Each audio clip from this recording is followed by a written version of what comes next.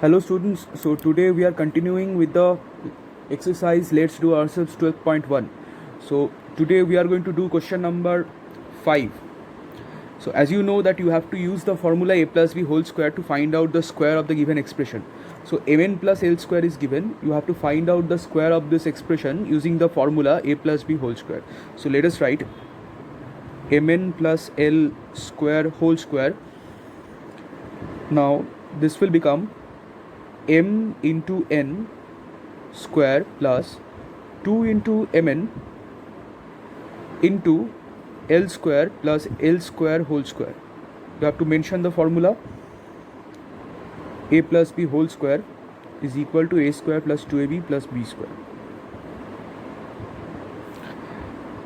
Now this will give you m square into n square plus from here you are getting 2mn into l square, and from here the powers will be multiplied, so you are getting l to the power 4. Therefore the answer is m square n square plus 2mn l square plus l to the power 4. I hope the sum is clear.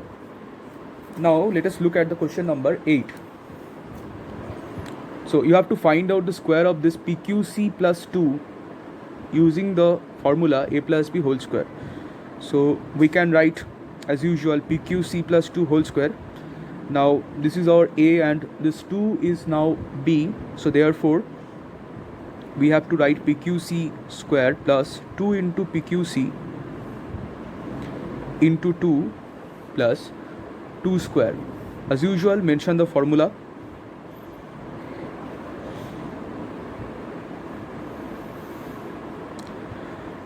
Now this should give you p square, q square, c square, since the power is on the whole of this p into q into c. So each of these p, q and c will share the power, so therefore you are getting p square, q square, c square plus 2 into 2 gives you 4, and you know that we usually prefer to write the numerical value, the number value in front, so therefore 4 into pqc, and from here you are getting 2 square, that is 4. So the answer is p square q square c square plus 4qc plus 4. I hope the sum is clear to everybody. If you have any doubt, you can write in the comment section. Now we are doing question number 11. So here the similar type of sum is given, p by q plus m by n. So here you can see that these are the fractions. So as usual, nothing new is to be done in here. So again for this problem, p by q behaves like a and m by n behaves like b, so therefore p by q whole square plus 2 into p by q into m by n plus m by n whole square. So you can see a square plus 2ab plus b square. So as usual, mention the formula.